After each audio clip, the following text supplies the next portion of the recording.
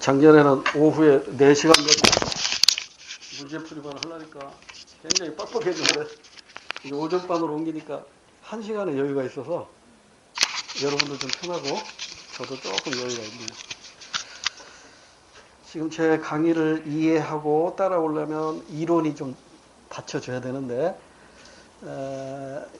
문제 푸는데 조금 벅차다 하면은 이론을 좀 복습 공부하시고 오셔야 됩니다. 그래도 못 따라가겠다 하면 이제 질문하세요. 개인적으로 이렇게 질문하시면 여러분 눈높이에 맞춰서 제가 설명을 드릴 테니까요. 자, 이제 출제 영순위, 이거 매년 출제된다라고 생각하는 출제 영순위 지금 공부하고 있습니다. 수요의 가격 탄력성입니다. 약자로 ED 이렇게 표현합니다. 공식으로 표현한다면 수요의 가격 탄력성이라는 게 가격이 변할 때 수요량이 얼마나 변하는가,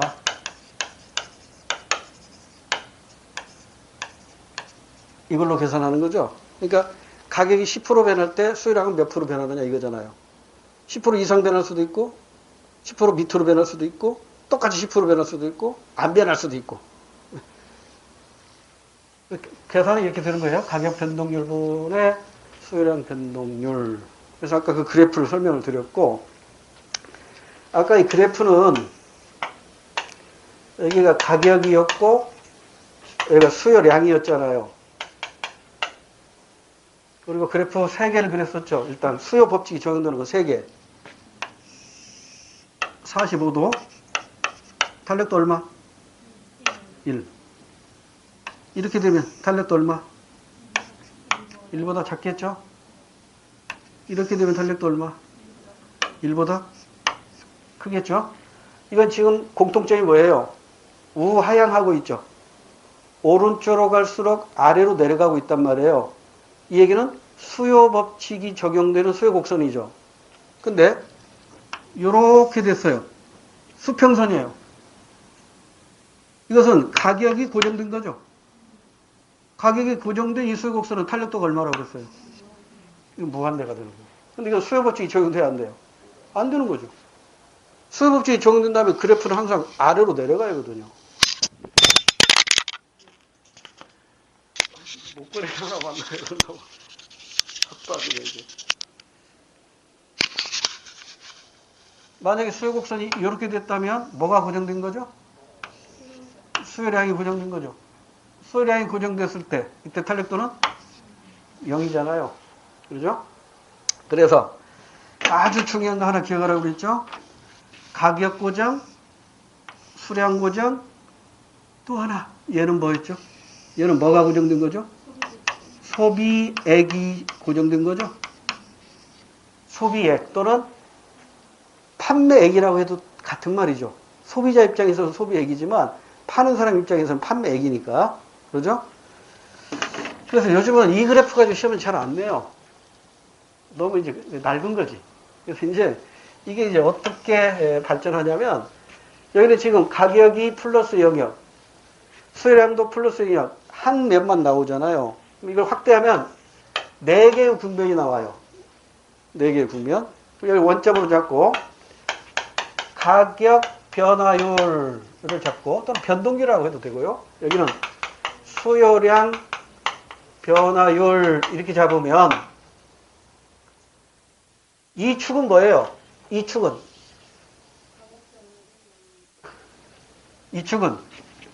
수요량 변화율이 여기죠. 네. 집중력이 떨어지면 가끔 그래요. 다시 이 가격 변화율 축은 수요량 변화율이 0인 거잖아요. 그러면 수요량 변화율이 0이라는 얘기는 수요량이 고정되어 있다는 거죠. 그럼 탄력도 얼마라는 얘기예요?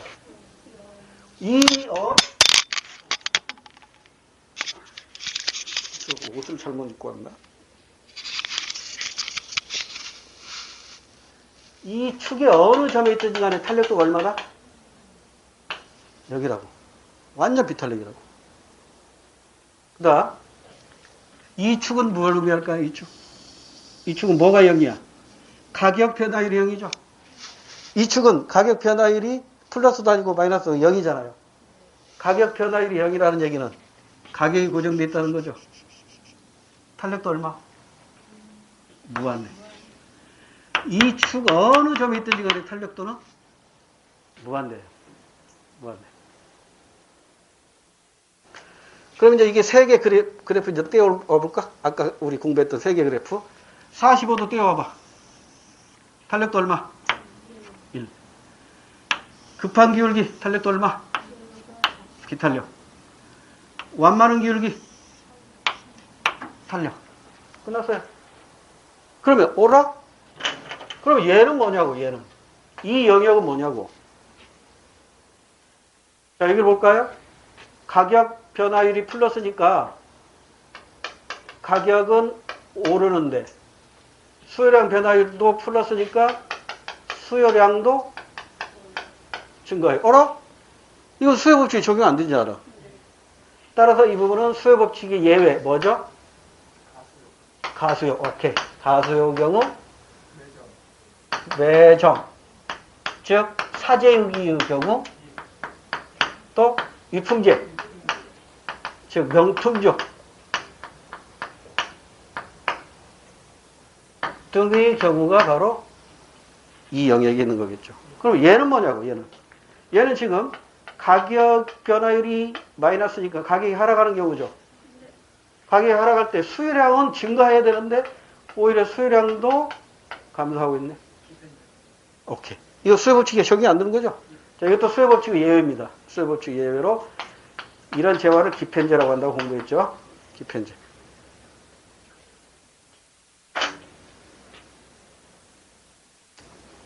그러면 이 문제 가지고 이제 이걸로 풀 수 있는 문제가 아직 여기에는 없네. 16번에 있네. 판매? 아니다. 이 그래프를 풀 수 있는 문제가 여기에는 없네요. 다음에 우리 모의고사 풀 때 이 문제 나올 거예요. 그래서 이제 최근에는 또 여기에서도 시험 문제가 잘 나왔었는데 요즘은 여기에서 조금 더 발전된 걸로 출제를 해요. 그건 뭐냐면 이거예요. 이 가격 변화율입니다. 여기는 소비액 또는 다른 말로 판매액이라고 해도 된다고 그랬죠. 변화율이에요. 가격 변화율, 소비 지출액 변화율이에요. 판매액 변화율이에요. 이 연결 한번 볼까요? 가격이 오르고 있죠. 소비 지출액도 늘어나고 있죠. 소비액도 늘어나고 있죠. 비싼데도 사죠. 탄력이에요, 비탄력이에요? 비탄력적인 영역입니다. 그러면 건너편으로 가볼게요. 건너편. 가격이 내려가고 있죠. 소비액, 즉 판매액은 역시 하락하고 있죠. 가격 내린 만큼 내 소비액도 주는 거예요. 그러니까 소비량은 변함이 없는데 가격 내린 만큼 내 주머니에서 나가는 게 줄어드는 거니까. 이것도 역시 탄력, 비탄력? 비탄력이에요. 그럼 얘를 볼까요? 얘하고 얘 똑같겠지. 얘는 뭐예요? 가격이 오르는데 소비액이 어떻게 됐어요? 줄었잖아. 마이너스잖아. 비싸니까 안 사요. 비싸니까 안 사. 탄력이야, 비탄력이야? 탄력이죠. 자, 여기도 마찬가지로 탄력이겠지. 가격은 가격 변화율이 음수니까 가격은 하락하고 있고 소비액 또는 판매액은 역시 줄어들고 있어. 소비액이 줄어드는 게 아니죠. 소비액은 오른쪽 양의 영역이니까 소비액은 늘어나고 있다. 그러니까 싸니까 왕창 사가는 거야. 가격에 민감한 거죠? 역시 탄력적이야. 그러면 이 소비 지출액 선의 어느 점에서든지 탄력도는 얼마일까? 가격 변화율이 0이죠. 이건 가격 변화율이 0이잖아요. 가격 변화율이 0이라는 얘기는 가격이 고정되어 있다는 얘기죠. 그럼 탄력도 얼마야? 무한대지. 그러니까 이 어느 점에 있든지 간에 탄력도는 무한대예요. 그러면 공통점이 있네요. 여러분 시험에서 어떤 그림으로 출제되든지 간에 탄력도 문제에서 수평선은 전부 탄력도 얼마? 무한대요. 오케이? 이건 공통점이네요. 그런데 이제 이게 문제야. 이 축은 뭐가 0이죠? 소비 지출액 변화율이 0이죠. 소비 지출액 변화율이 0이라는 얘기는 소비 지출액 변화율이 0이라는 얘기는 소비액이 고정되어 있다는 거예요. 내 주머니에서 나가는 돈이 고정되어 있어요. 그러니까 소비 지출액 변화율이 0이지. 그럼 탄력도 얼마야? 1이네. 그럼 이제 하나 남았네. 자, 탄력, 비탄력 1까지 나왔어. 1이니까 이걸 1을 우리는 뭐라고 표현하지? 단위 탄력이라고 표현하죠. 1. 1. 단위 탄력이야.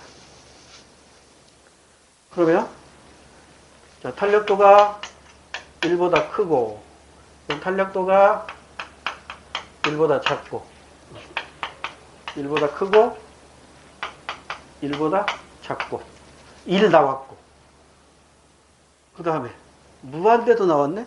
그럼 뭐가 하나 빠졌네? 0이 빠졌네. 0.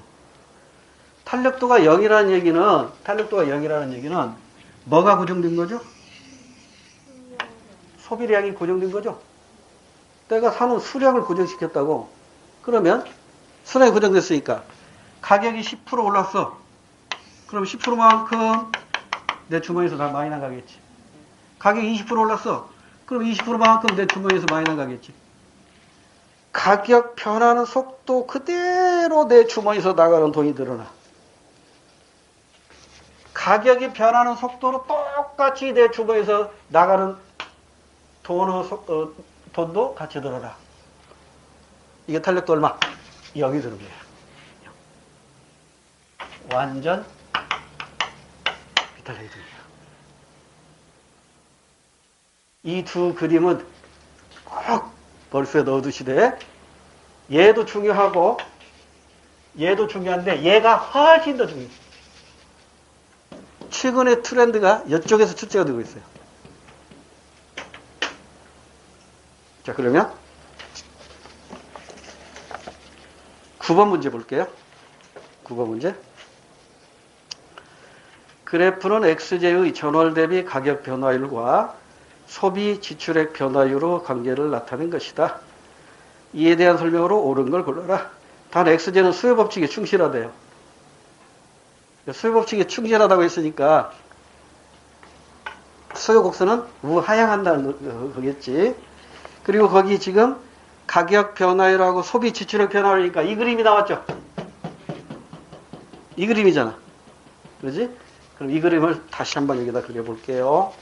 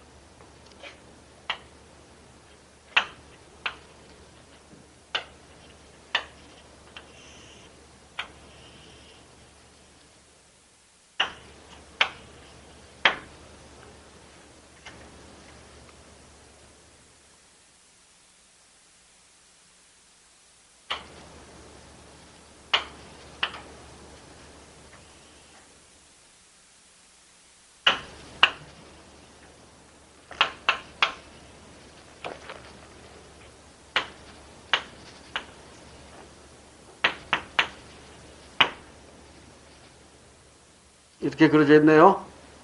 자, 이게 바로바로 응용이 돼야 됩니다. 보세요. 9월달 탄력도 얼마? 비탄력이죠. 이게 지금 A하고 B라고 나와 있잖아. 만약에 A 나왔다면 탄력도 얼마? 0이지. 얘하고 같다면 그럼 탄력도가 0이겠지. 근데 지금 A가 아니라 AB라고. 그러니까 이거는 비탄력이라고. 비탄력. 이게 9월 비탄력. 자, 10월은 탄력이겠지. 10월 이 영역이잖아요. 탄력이잖아. 그 다음에 11월은 2축이네. 2축이네. 탄력도 얼마? 단위 탄력이라고. 1이라고. 그리고 지금 9월, 10월, 11월 이것밖에 안 나와 있다고? 그럼 이제 이걸로 문제를 풀어나가야 돼요. 자, 1번.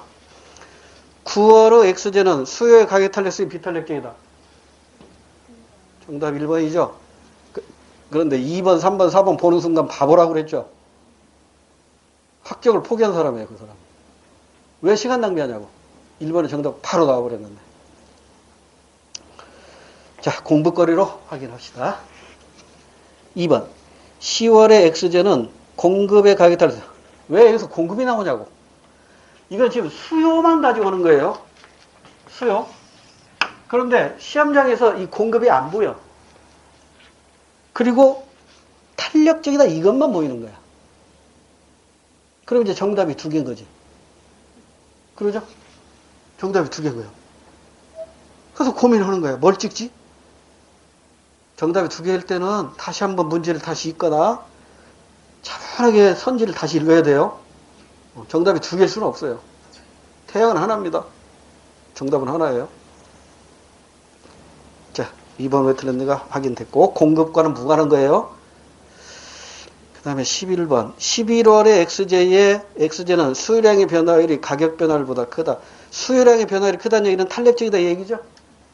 11월은 탄력적이 아니라 단위 탄력적이니까 가격 변화율하고 수요량 변화율이 똑같아요.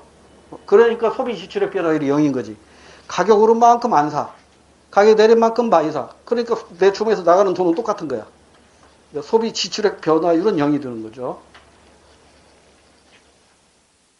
4번 X제의 대체제가 감소한 것은 9월에서 10월 사이의 변화 요인이 될 수 있다. 여러분 대체제가 많을수록 탄력적이라고 공부했잖아요.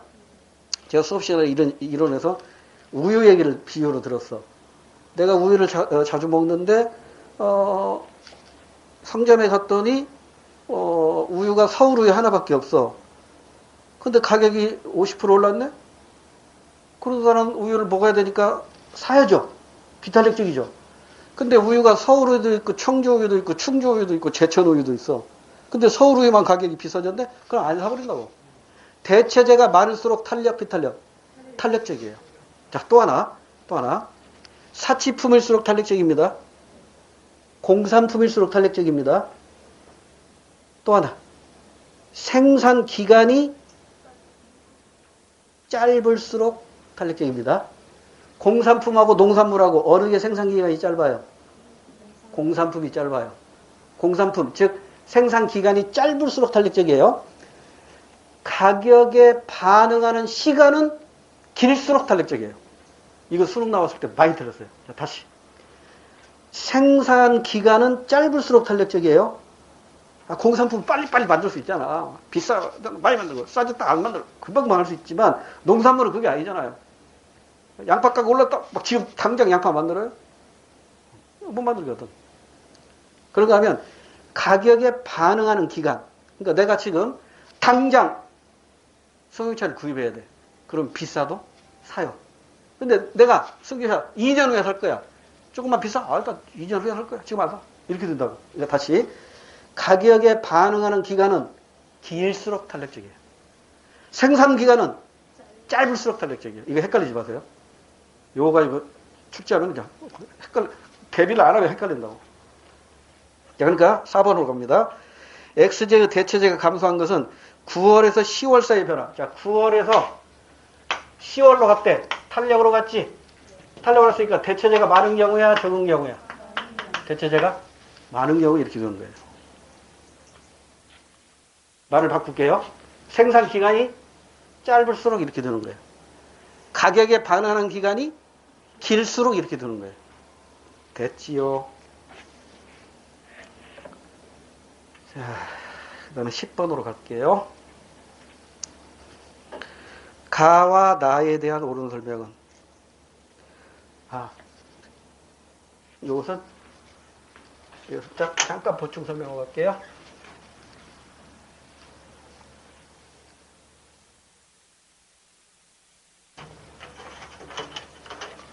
자, 수요의 가격 탄에서 이 가격은 주로 생략합니다. 그래서 제가 괄호로 묶어놨는데 얘하고 비교해야 할 것이 있어요. 수요의 소득, 이건 생략 안 돼요. 수요의 교차, 이것도 생략 안 돼요. 근데 이건 계산 문제로 출제되고 이것은 개념을 묻는 문제로 출제가 됩니다. 이건 단독으로 출제되기는 어려워요. 그러니까 이 가격 탄력성 물으면서 이걸 묻는 경우가 많아요. 단독으로 출제되는 경우는 수능에서는 출제될지 몰라도 우등희 시험에서는 단독으로 출제되기가 조금 어려운 영역입니다. 자, 소득 탄력성은 뭐냐면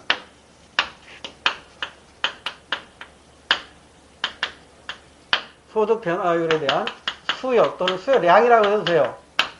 왜냐하면 보세요. 소득은 수요의 변화 요인이에요? 수요량의 변화 요인이에요? 수요의 변화 요인이죠. 근데 수요는 선이죠. 그 선이 움직이면 그 안에 있는 점도 움직이겠지. 그래서 그냥 수요 변화할 때는 수요량 변화도 같이 포함시켜요. 수요 또는 수요량 변화율로 계산하는 게 소득 탄력성이에요. 그러니까 이렇게 계산해 보면 이걸 이제 heuristic of income, 이 소득 탄력성이 양수일 때와 음수일 때가 달라요. 양수일 때 이 재화는 어떤 재화죠? 소득이 늘어나니까 소비도 늘어나는 경우겠죠. 이걸 우리는 정상재 또는 우등재라고 하고요. 이게 음수야. 이 음수는 소득이 늘어나는데 안 사. 열등기겠죠. 이렇게 개념만 아시면 돼요. 개념. 그 다음에 이제 교차 탄력성은 YJ의 가격 변화율에 대해서 XJ의 수요 또는 수요량로 측정이 돼요. 이걸 교차 탄력성 EXY 이렇게 표현합니다. 그래서 이 교차 탄력성이 양수일 때와 음수일 때, 교차 탄력성이 양수일 때와 음수일 때, 그 재화의 성질이 다르죠. 양수일 때가 대체제, 양수일 때가 대체제, 음수일 때가 보완제입니다. 이것은 개념만 아시면 돼요. 계산 문제는 출제될 가능성이 희박하니까 개념만 알아두시면 됩니다. 자, 그래서 이제 10번으로 갑니다.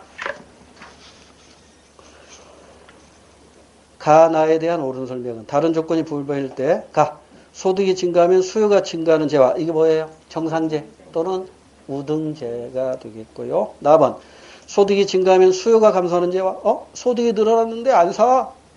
열등재. 예전에 7급에서는 이게 시험에 나온 적이 있거든요. 9급에서 장난 떨어지라고 낼 수도 있어. 기펜제하고요. 열등제하고. 이게 엄밀히 말하면 같은 개념이에요. 같은 기펜제가 열등제예요. 열등제가 기펜제예요. 근데 개념적으로는 전혀 달라요. 기펜제는 가격이 내렸는데 안 사는 재화예요. 그러니까 독립변수가 가격이라고. 근데 열등제는 뭐냐면 소득이 늘었는데 안 사는 재화야. 여기서는 소득이 독립변수라고. 그리고 종속변수가 하나는 수요량이고 하나는 수요라고. 이게 달라요. 우리 시험에서 이게 낼지 안 낼지는 나도 몰라. 나도 모르겠지만 7급 시험에서 이게 나왔어. 이 개념은 알아두셔. 기편제는 어디서 배웠지? 수요법칙의 예외야. 수요법칙의 예외. 열등제는 수요법칙의 예외는 아니에요. 수요법칙과는 무관해. 왜냐면 가격과 관계되는 게 아니라 소득과 관계되는 것이니까. 그 차이도 하나 혹시 몰라서. 자, 그럼 이제 10번 문제로 와서 1번 소득 증가는 가가 뭐죠? 우등제 또는 정상제 가격을 상승시키는 요인이다. 당연한 얘기죠. 정상적이니까 소득이 증가하면 수요 곡선이 어디로 가요? 오른쪽으로 가겠지. 수요 곡선이 오른쪽으로 가니까 수요가 증가하니까 가격이 오를 수밖에 없는 거죠. 1번 정답이에요. 자, 다시 시험장에서는 2번, 3번, 4번 볼 필요 없어요. 1번 정답 나왔으면 바로 다음 문제로 가야죠. 시간 낭비하면 안 돼. 자, 공부 시간이니까 2번은 왜 틀렸을까요? 나에서는 수요의 교차 탄력성이 음수이다. 나가 뭐죠?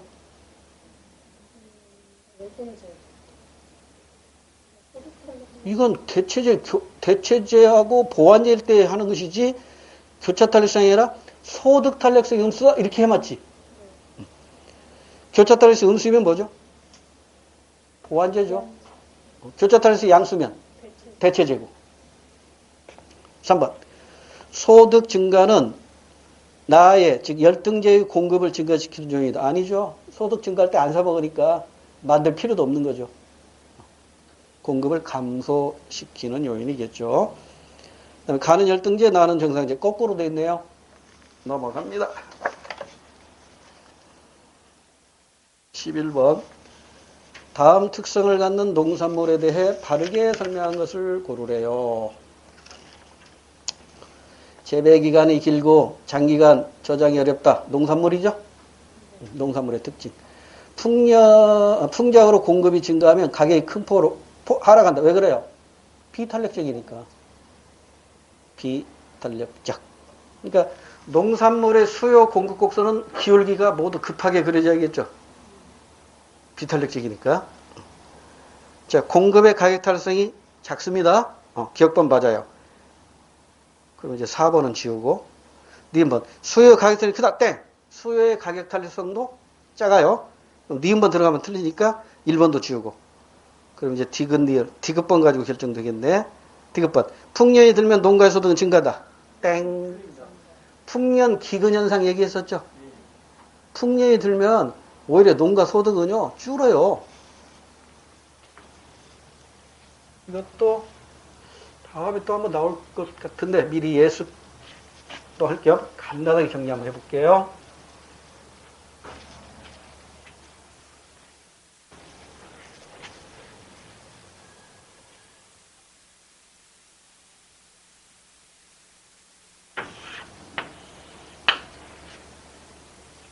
여기가 쌀의 생산량입니다. 이 그림이 기출문제 그림이에요. 가격이고 수요곡선이 쌀의 수요곡선 급하게 그려야겠죠. 비탄력이니까 완만하게 그리면 안 됩니다. 탄력적인 것이 완만한 것이니까. 그래서 작년 생산량이에요. 작년 생산량. 작년에 쌀이 이만큼 생산되니까 소비자가 이만큼 가격으로 사 먹겠다 해서 이게 10만 원이라 가져갑시다. 10만 원에 이만큼 작년에 생산된 양을 소비자가 샀어요. 그러면 농가 소득은 얼마예요? 요 면적이 농가 소득이죠?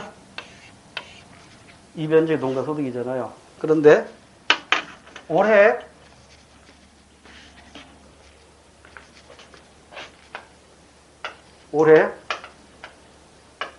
풍년이 들었네요.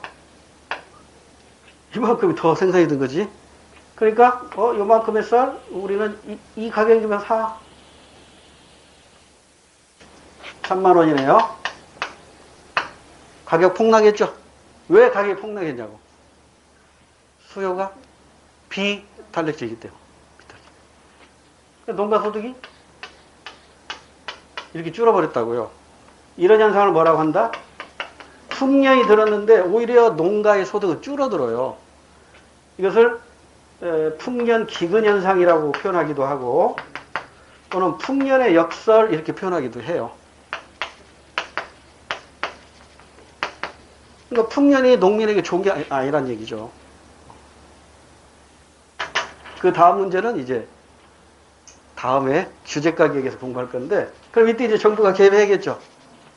정부가 개입할 때 최고 가격으로 개입합니까? 최고가격으로 개입합니까? 지금 농민이니까 쌀을 생산하는 사람이죠. 생산자니까 최저 가격으로 개입을 해요. 그래서 시장 가격보다 이게 시장 가격이잖아요. 시장 가격보다 위에서 규제하겠죠? 이걸 우리는 뭐라고 해요? 최고라고 해, 저라고 해. 최저 가격. 6만 원은 받아야 된다. 이렇게 정부가 개입하는 거예요. 그러면 그래 6만 원의 소비자가 이만큼 살게. 그럼 이만큼이 뭐야? 이만큼이 지금 시장에서 남아도는 거잖아요. 이만큼을 어떻게 해야 돼? 정부가 사들이는 거야. 그게 정부비예요. 정부가 사들이는 거니까. 얼마에 사들여야 돼? 이만큼을. 최저 가격으로 사야죠. 최저 가격으로 이만큼 사는 거야. 그러면 농가의 소득은 시장에서 요만큼 팔리고 정부가 요만큼 또 사주고 그러니까 파란색에서 노란색으로 농가 소득이 증가하는 효과가 나타나는 거예요. 됐죠? 이게 수능 기출문제입니다. 나중에 이와 비슷한 문제 또 나올 것 같고 그래서 디귿번 풍년이 들면 농민의 소득이 증가한다. 땡. 풍년 기근현상, 풍년의 역설로 오히려 소득은 감소합니다. 그래서 정답은 3번이 되겠네요. 수요가 증가하면 가격은 큰 폭으로 상승한다. 수요가 증가하면 가격은 큰 폭으로 상승하는 이유는 역시 비탄력적이기 때문에 그렇습니다. 그런데 예전에 이런 시험 문제가 있었어요. 농산물은 풍년이나 흉년에 따라 가격이 폭락하거나 폭등한다. 그 이유는 농산물은 풍년이면 가격이 폭락하고 흉년이면 가격이 폭등하겠죠. 그 이유는 1번 시장이 불안전하니까 2번 공급이 비탄력적이니까 3번 수요가 비탄력적이니까 4번 소비자의 취향에 따라 이 다르기 때문에 이런 식으로 출제가 됐어요. 정답 2개죠. 그러잖아. 농산물은 공급도 비탄력이고 수요도 비탄력이잖아요. 정답은 2개 나올 수가 없다니까? 하나를 골라야 돼. 뭐 골라야 돼요? 공급이 더 영향이 커요? 수요가 더 영향이 클까요? 이걸 생각해야 된다고. 수요입니다, 수요. 그래서 이 문제 나와가지고, 이 문제 때문에 논란이 된 적도 있어요. 그러니까, 이렇게 정답이 2개 같은데, 그때는 반드시 더 가능성이 높은 걸 정답으로 찾아야 된다고. 그래서 이 시험 문제에서 가장 옳은 걸 골라. 이게 정말 어려운 문제예요. 옳은 것이 2개인데 그 중에 가장 옳은 걸 골라야 돼. 근데 수능에서는 이거 잘 안 내요. 이거 공무원 시험에서 이렇게 낸다니까? 왜냐면 공무원 임용 시험은요, 이게 막 경쟁률이 높아질수록 이런 문제를 하나씩 딱 넣어요. 걸러내려고. 그러니까 이런 데에서 여러분이 잘, 함정에 빠지지 않고 잘 넘어가야 돼요. 자, 일단 11번까지 했고, 12번. 탄력성 문제는 워낙 시험 문제 많이 나와서 계속 지금 탄력성 문제가 많이 있을 거예요. 이렇게 많이 풀어보고도 시험 문제 내면 또 틀린다니까. 응용을 잘 할 줄 알아야 되는데. 자, 봅시다. 12번. 가격 탄력성에 대한 기억과 니은의 생각을 나타낸 그래프로 바르게 짝지어진 것. 단 다른 조건은 일정하다. 최근 택시 요금 인상을 둘러싸고 정부와 택시 기사들 사이에 의견이 첨예하게 대립되고 있다. 정부 당국은 택시 요금이 인상되면 택시 기사의 수입이 증가한다고 보는 바입니다. 뭐라? 택시 요금이 증가되면 택시 기사의 수입이 증가한대요. 택시 요금이 올라도 택시 탄대요. 승객들의 탄력도 비탄력이죠. 그러니까 기억은 비탄력이니까 우하향하는 그래프 찾아야 됩니다. A, B 지우세요. 왜? A, B는 지금 공급 곡선이니까 A, B 그래프는 무조건 정답이 될 수가 없어요. 그래서 이 문제는 싱겁게 정답 나와버렸네. A, B 들어가면 안 되니까 1번, 2번, 3번 다 A, B 들어가 있죠. 그러니까 이게 문제를 요령 있는 분들은 이렇게 금방 푼다니까. A, B는 지금 공급 곡선이잖아요. 수요 곡선이 아니라. 그러니까 여기서 정답이 될 수가 없지, A, B는. 그러면 C하고 D인데 지금 기억이 뭐예요? 정부 당국은 비탄력적이니까 C를 골라야 돼? D를 골라야 돼? D를 골라야 되지. 기울기가 급한 거. 요게 비탄력적이잖아요. 자, 공부거리로 니은을 보세요. 택시 기사들은 손님이 줄어 오히려 수요가 감소한대요. 택시 요금 올리면 택시 안 타. 그러니까 택시 요금을 올려주려고 하지 말고 가스에 대한 특별 소비세 좀 면제해줘 이렇게 요구했었잖아요. 근데 기사들 말 안 듣고 공무원 서울시에서 요금을 올려버렸습니다. 그래서 그 비난 많이 받았죠. 공무원 자체가 관료제 성격이 강하잖아요. 책상머리에 앉아서 일을 처리하니까 이런 현상이 나타난다고. 현장을 알아야 되거든요. 현장. 그래서 택시기사는 승객들을 탄력적인 존재로 봤고 정부는 서울시에서는 비탄력적인 걸로 봤기 때문에 정답은 4번밖에 없습니다. 됐지요? 13번. 계속 탄력성에 관한 문제입니다. 그래프는 A, B 재화의 가격 탄력성을 구하기 위한 자료이다. 이와 관련된 설명으로 적절하지 않은 것. 우리 시험은 이렇게 두 가지를 다 되려면 시간이 너무 많이 걸리기 때문에 하나만 가지고 출제할 거예요. 수능에서 이렇게 출제됐거든요. 근데 우리 시험은 이렇게 두 개 내면 이거 2분 정도 걸릴 수 있기 때문에 이런 문제는 아마 내지는 않고 이 중에 하나만 가지고 A제화 아니면 B제화 가지고 출제할 텐데 자, 공부거리를 한번 공부해 보자고요. 자, A제화를 보니까 가격 변화율하고 수요량 변화율이 나왔어요. 근데 B제화를 보니까 가격 변화율하고 공급량 변화율이 나왔단 말이에요. 그래서 지금까지 수능 문제를 분석해 보면 수요 탄력성 가지고 출제가 거의 99.9%거든요. 근데 0.1% 해당되는 게 여기 나온 거예요. 공급량 변화율, 공급 탄력성. 공급 탄력성은 거의 안 나오거든요. 근데 이렇게 나오기도 하니까 공급 탄력성도 조금 기억을 해보자고요. 원리는 똑같아요. 탄력적일수록 기울기는 완만하고 기울기가 급할수록 비탄력적인 거니까요. 자, 1번으로 바로 갈게요. A 재화의 가격을 인상할 경우 판매 수입이 증가할 것이다. 자, A 재화는 갑국과 을국을 비교해 보니까 가격 탄력성에 비해서 수요량 변화율이 둘 다 적죠? 자, 갑국, 을국 한번 계산해 보세요. 가격 변화율 분의 소요량 변화율.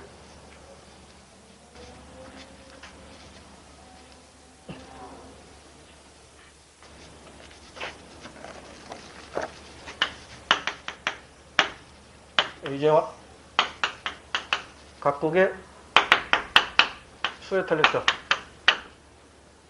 6분의 3이죠. 이거 마이너스로 계산하는 게 아니라고 그랬죠? 절대치로 계산하는 거예요.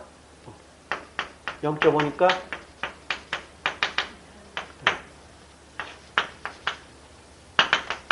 을극은 절대치 얼마예요? 4분의 3 0.75 비탄력 각국이 더 비탄력이네요. 그러면 이게 둘 다 비탄력이니까 가격을 인상할 경우 가격을 인상하면 많이 팔리겠죠? 판매액이에요? 판매 수입. 판매 수입 증가하겠죠. 뻔한 얘기지. 1번은 맞아요. 1번 맞아요. 2번 A 재화의 양국과 수요 탄력성 차이가 대체재 때문이라면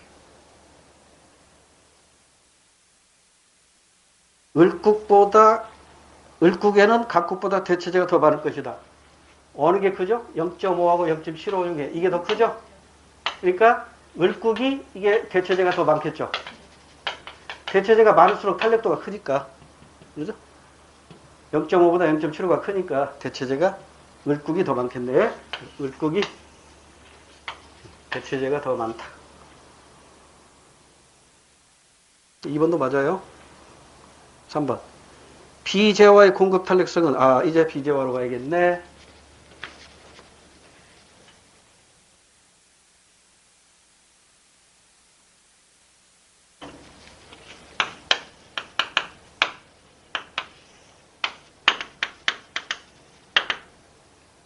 각국의 공급 탄력성이 어떻게 돼요? 6분의 4. 역시 1보다 작네요. 비탄력. 각국의 공급 탄력성 4분의 1. 역시 비탄력이네요. 근데 어느 게 크죠? 이게 3분의 2네. 3분의 2. 이게 더 크죠? 그러면 비재화의 공급 탄력성 갑국이 을국보다 맞네? 그럼 이제 4번 안 봐도 되겠죠? 4번 정답하고 다음 문제로 가야지. 확인한다고 일면 순간 바보라니까. 왜 시간 낭비하냐고. 자, 이 시간 공부거리로 확인. 어떤 재화의 수요 공급 탄력성이 갑국의 A, B 재화와 같다면, 자, 갑국의 A, B 재화니까 여기 있네요. 갑국의 B 재화, 비탄력. 갑국의 A 재화. 다 비탄력이네요. 수요가 크게 변화해도 가격은 거의 변하지 않는다. 맞죠? 이게 기울기가 급하잖아요. 이게 기울기가 급하니까 수요나 공급이 이렇게 변하더라도 가격은 반대로 되는데 가격은 많이 변하고 거래량 적게 변하는 거잖아요. 비탄력이니까. 농산물 생각하면 돼요.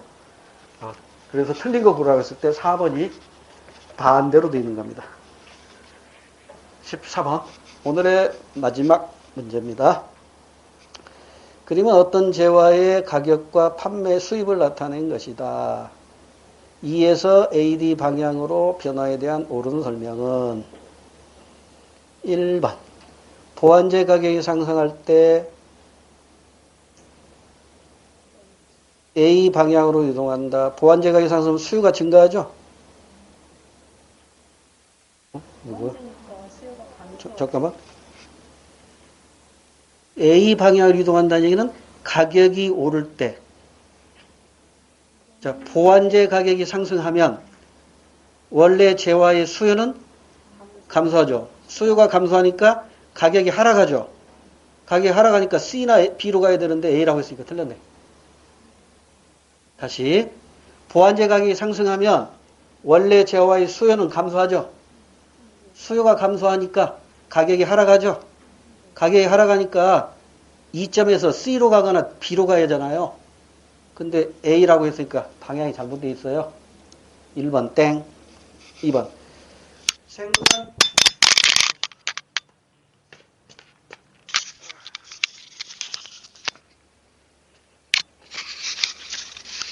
생산 기술이 진보하고 그럼 공급이 증가하겠지? 공급이 증가하면 가격은 하락하겠지? 수요의 가격상에서 1보다 크다면 가격이 하락했는데 탄력적이야. 그러면 판매 수입은 증가하고 가격을 하락하고. 정답이네. 자, 다시. 생산 기술이 진보했대요. 공급 증가죠? 공급이 증가하면 가격은 하락하죠? 그런데 가격 탄력성이 일보다 크대요. 탄력적이래요. 가격이 조금만 하락해도 구름대같이 사람이 보입니다. 백화점에서 박인세라는 이유가 뭐예요? 가격을 조금만 내려 팔아도 소비자들이 왕창 사가니까 박인세라는 거잖아요. 그래서 이 대표적인 B방향, 이게 바로 박앤세일에 해당되는 것이죠. 2번 정답이네요. 자, 나머지가 왜 틀렸는가 확인. 대체재 가격이 상승하면 원래 재화의 수요는 증가합니다. 수요가 증가하면 가격은 오르죠. 그러니까 A나 D로 가야 되죠. 근데 C라고 했으니까 땡. 4번. 원료 가격이 상승하고 그럼 공급이 감소하겠죠.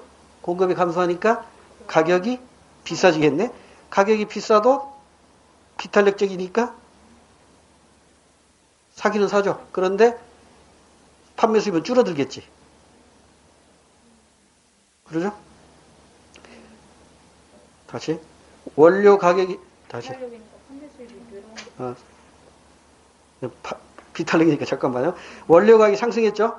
그럼 공급이 감소해요? 공급이 감소했어. 그럼 가격은 올라가요. 가격이 오르는데 가격 탄력성이 일보다 작대. 가격이 올라도 사죠. 비탄력이니까. 가격이 올라도 사니까 그 판매 수입은 증가하겠죠. 그럼 어디로 가야 돼? A로 가야죠. A. D가 아니라 A. 좋은 문제죠? 집에서 꼭 복습하세요. 이 문제는 한 번 풀어봐서는 안 됩니다. 시차를 두고 여러 번 풀어보시되 여러분이 틀렸던 문제는 자꾸 풀어봐야 돼요. 다음 시간에도 한 40문제 가까이 나갈 수 있으니까 계산 한번 해보세요. 35문제에서 40문제까지 한번 미리 풀어보세요. 제가 이론 시간에는 예습을 강요하지 않았어요. 복습만 강요했는데 이제 여러분 이론은 어느 정도 정리가 됐고 문제 푸는 시간이니까 한번 풀어보세요. 그리고 틀린 문제 자꾸 반복하세요. 시차를 두고. 자, 오늘은 여기까지 할게요. 수고하셨습니다. 감사합니다. 네.